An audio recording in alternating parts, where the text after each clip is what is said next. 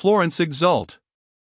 For thou so mightily hast thriven, that o'er land and sea thy wings thou beatest, and thy name spreads over hell. Among the plunderers such the three I found thy citizens, whence shame to me thy son, and no proud honor to thyself redounds.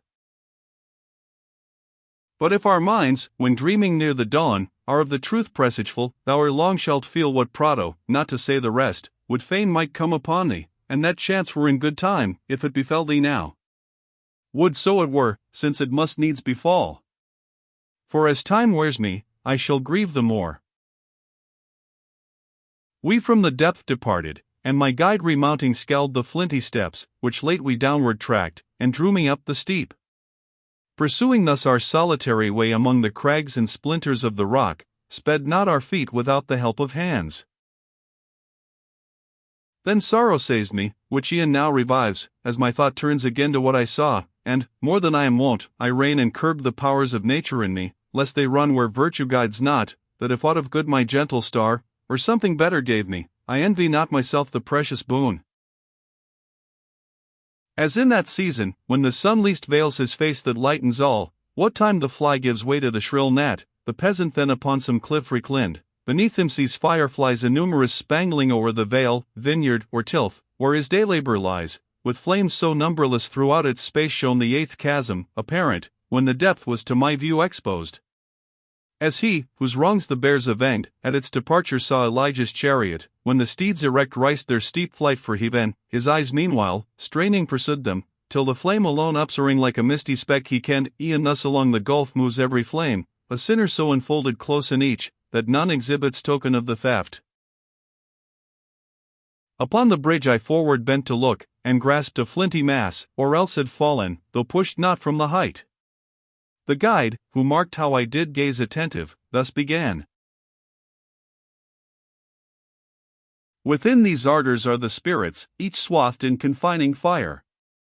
Master, thy word, I answered, hath assured me, yet I deemed already of the truth, already wished to ask thee, who is in yon fire, that comes so parted at the summit, as it seemed ascending from that funeral pile, where lay the Theban brothers? He replied, within Ulysses there in Diomede endure their penal tortures, thus to vengeance now together hasting, as erewhile to wrath. These in the flame with ceaseless groans deplore the ambush of the horse, that opened wide a portal for that goodly seed to pass, which sowed imperial Rome, nor less the guile lament they, whence of her Achilles reft data Maia yet in death complains. And there is rude the stratagem, that Troy of her palladium spoiled. If they have power of utterance from within these sparks, said I, O master, think my prayer 1,000-fold in repetition you are G'd, that thou vouchsafe to pause, till hear the horned flame arrive. See, how toward it with desire I bend. He thus, thy prayer is worthy of much praise, and I accept it therefore, but do thou thy tongue refrain, to question them be mine, for I divine thy wish, and they perchance, for they were Greeks, might shun discourse with thee. When there the flame had come, where time and place seemed fitting to my guide, he thus began, O ye, who dwell two spirits in one fire. If living I of you did merit aught, whatever the measure were of that desert, when in the world my lofty strain I poured, move ye not on, till one of you unfold in what clime death o'ertook himself destroyed. Of the old flame forthwith the greater horn began to roll, murmuring, as a fire that labors with the wind, then to and fro wagging the top, as a tongue uttering sounds, throughout its voice, and spake, when I escaped from Circe, who beyond a circling year had held me near Caïda, by her charms, ere thus Aeneas yet had numbed the shore, nor fondness for my son, nor reverence of my old father, nor return of love, that should have crowned Penelope with joy, could overcome in me the zeal I had to explore the world, and search the ways of life, man's evil and his virtue. Forth I sailed into the deep illimitable main, with but one bark, and the small faithful band that yet cleaved to me.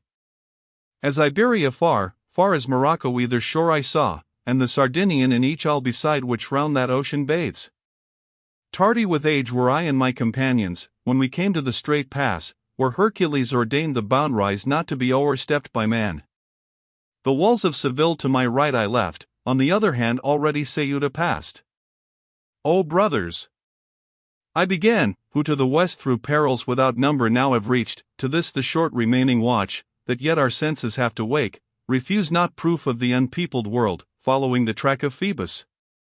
Call to mind from whence we sprang, ye were not formed to live the life of brutes but virtue to pursue and knowledge high. With these few words I sharpened for the voyage the mind of my associates, that I then could scarcely have withheld them. To the dawn our poop we turned, and for the witless flight made our oars wings, still gaining on the left. Each star of the other pole night now beheld, and ours so low, that from the ocean floor it rose not. 5 times realmed, as oft vanished the light from underneath the moon since the deep way we entered, when from far appeared a mountain dim, loftiest methought of all I e'er beheld. Joy seized us straight, but soon to mourning changed. From the new land a whirlwind sprung, and at her foremost side did strike the vessel.